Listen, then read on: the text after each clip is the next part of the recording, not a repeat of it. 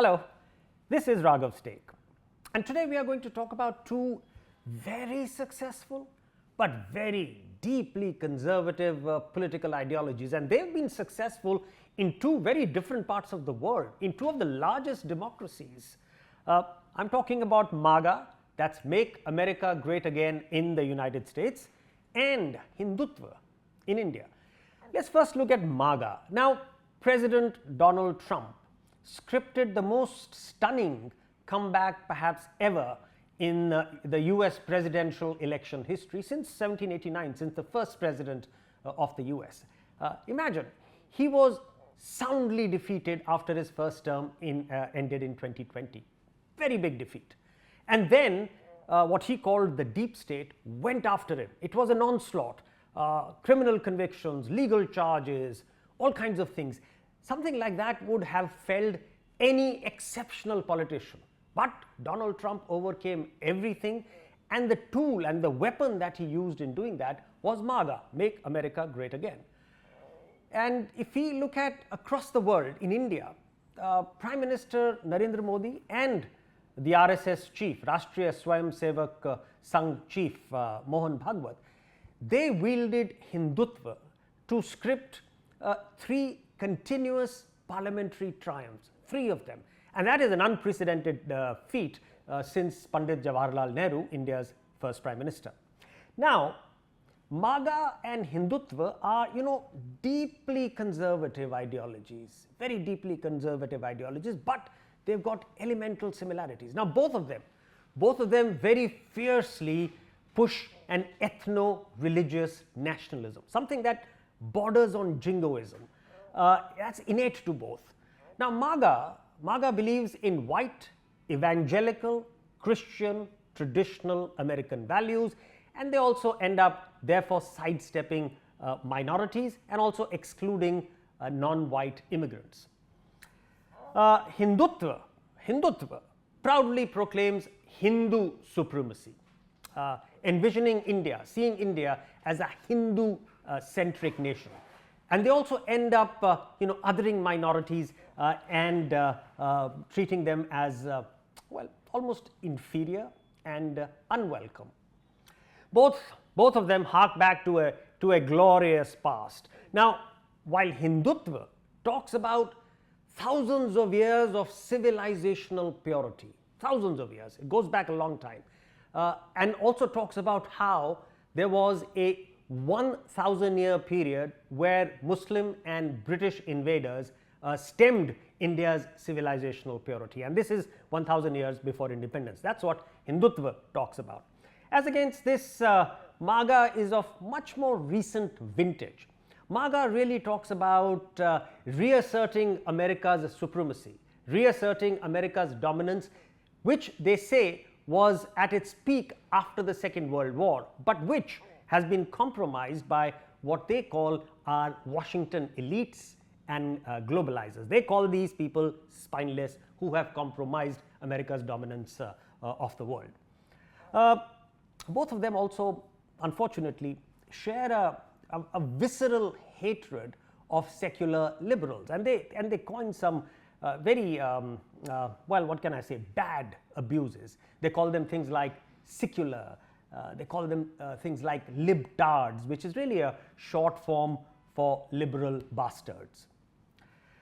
Fear-mongering is at the heart of both these ideologies. You would recall how at the peak of the MAGA movement in the re-election campaign for President Donald Trump, they talked about how illegal immigrants were eating your pets and dogs. I mean, they actually said it.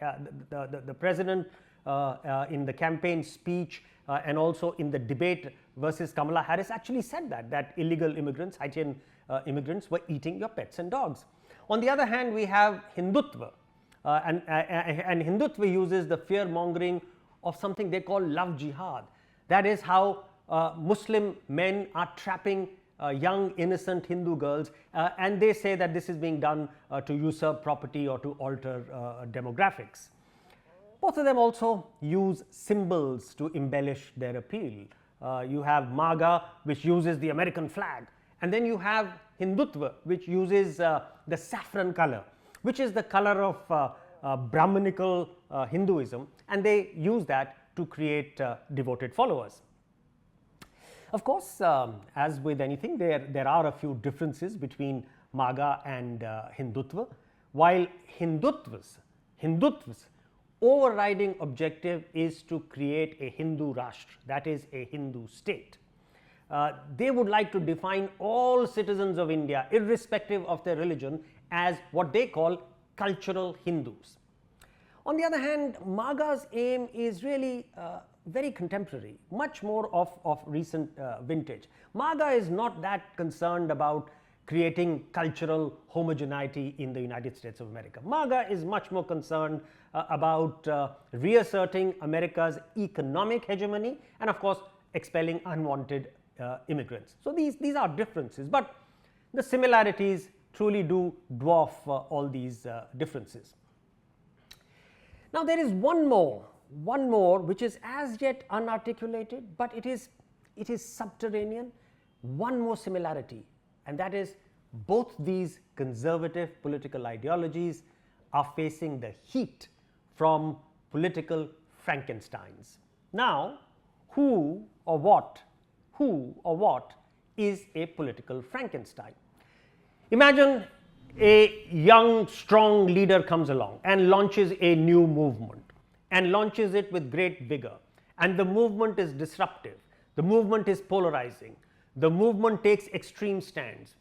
Now, as this movement and this leader starts gaining traction, a lot of young people jump onto the bandwagon, and they become even more strident, they become even more radical, they become in fact ultra radicals. They end up hijacking the political movement from the original creator, and then they take it to such a radical extreme that the original creator is decimated, is obliterated, becomes irrelevant. These radicals in this situation are what are called political Frankensteins. Now, while this phenomenon of political Frankensteins is, I'm sure it's as old as humankind itself, it actually gained a formal historical currency in the movement for Irish independence from the British in the 1800s. And the movement then was led by Daniel O'Connell, who was a moderate. He launched a moderate movement to gain Irish independence from the British, but very soon his movement was joined by the Young Ireland faction, and the Young Ireland faction became much more strident, espoused violence, and what ultimately happened was that O'Connell lost his relevance. O'Connell was actually arrested and became completely irrelevant to the movement. So, that is really the point at which this term political Frankensteins has gained historical currency. And if you'd be surprised, curiously, that in modern times this phenomenon has been used to describe how the Soviet Union's president Mikhail Gorbachev actually lost control of USSR because his movements of and they were positive movements, they were not negative or polarizing movements, they were positive pro-democracy movements of glasnost and perestroika. He did both these things, but it is said that the entrenched communist state was not ready for change on such a rapid and in such a disruptive manner, and therefore that ended up making Gorbachev irrelevant, and he had to resign. This is also cited as a modern instance of political Frankensteins. The question to ask then is, are MAGA and Hindutva both facing the spectre of political Frankensteins? Let's introduce you to young and restive 31 years old Laura Loomer. Laura Loomer is a twice defeated Republican candidate who fought an election for congressional candidate in the state of Florida. Twice she was defeated. She's widely infamous for being a conspiracy theorist, for actually peddling hate. I mean, she proudly says that I am an Islamophobe. She also has some wild theories she talks about of how the 9/11 attacks in New York City, the World Trade Center attacks in New York City, were actually the work orchestrated by insiders. She perhaps wanted to jump onto President Donald Trump's election bandwagon in 2024. And I think the moment she probably ended up doing that was when she had that very excoriating tweet against Kamala Harris. She said, if Kamala Harris wins the White House will start smelling of curry. I think that's when Donald Trump realized, as he said in his own words, she is a free spirit and you are better off having her on your side than against you. In a sense, in the 2024 campaign for Donald Trump, she became Steve Bannon Mark II. Steve Bannon was a similar character in the earlier campaign that Donald Trump had run. Now imagine Donald Trump's consternation when both Laura Loomer and Steve Bannon, they turned against Elon Musk and Donald Trump when both Musk and Trump are supporting H-1B visas mostly to Indians. Messrs.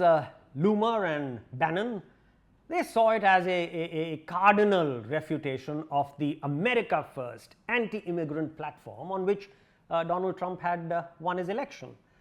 They let the SH beep beep fly as only they can fly. Our country was built by white Europeans actually, not third world invaders from India. This is Laura Loomer. The workers here under this program should be deported. Deport them now and hire American citizens with the same skill set. Now this is Steve Bannon. This is how they have raised a sort of banner of revolt against Messrs. Musk and Trump. Now at first Musk and Trump, they tried to rubbish this rebellion. They almost thought it's a storm in a teacup. But very quickly they realized that Messrs. Loomer and Bannon were gaining traction among their MAGA loyalists. So both of them sued for peace. But Messrs. Loomer and Bannon don't seem to be giving up. They don't seem to be wanting a compromise. In fact, they could be thinking of the unthinkable. They could be thinking of how they can now take control of the whole MAGA movement, which has been authored principally by Donald Trump. Therefore, understandably, President Donald Trump sees this mini rebellion, which is catching on, as a near political Frankenstein, and therefore he has tried to keep them in good humor, and that's a very uncharacteristic thing for President Donald Trump, because he usually likes to shoot his opponents rather than humor them. Now let's look at what's happening across two oceans, across two ponds in India. Now Loomer and Bannon can count on two gentlemen in India. Yati Narsinganand Saraswati, he is the priest of the Dasna Devi temple in Ghaziabad, and T. Raja Singh Lord, he is the Bharatiya Janata Party's Telangana MLA. Now they are virtually the same kind of provocateur as Loomer and Bannon. Madrasas and Aligarh Muslim University should be blown up. This is what Narsinganand said. He was of course arrested for this outrageous remark. If they take one Hindu girl, we'll take 10 of theirs. This is what Raja Singh said. Now while these two bhakts and hundreds, perhaps even thousands of others have said even worse things, it seems to have made the Rashtriya Swayam Sevak Sangh chief, the Sarsang Chalak, take some cognizance of the fact that these kinds of statements, these kinds of actions have the potential to hijack Hindutva into a dangerously militant zone, effectively making it political Frankensteins for the Hindutva movement. That's why Sarsang Chalak Mohan Bhagwat has consistently tried to mute, perhaps even at times outlaw, some of these, how do I describe people like Narsinganand and Raja Singh? I can only call them rabidly communal bazookas. And this is what Mohan Bhagwat has had to say. If we don't accept Muslims, it's not Hindutva. After the construction of Ram Mandir, some people think they can become leaders of Hindus by raking up similar issues in new places. This is not acceptable? Why look for a shivling in every masjid? Every day a new dispute is being raked up. How can this be allowed? This is the Sarsang Chalak saying it. How can this be allowed? This cannot continue. India needs to show that we can live together. So when you see what's happening as a sort of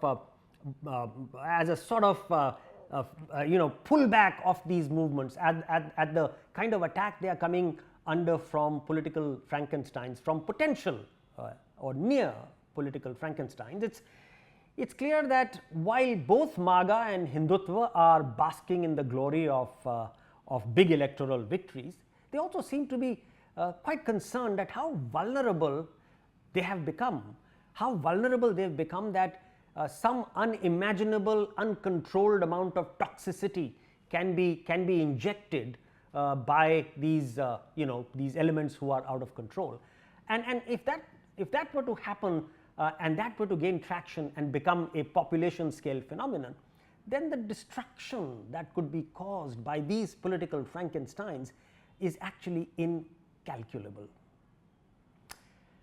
This was Raghav's take, and today we were comparing how MAGA and Hindutva, two very successful conservative political ideologies, need to be careful because they are vulnerable to an attack from political Frankensteins.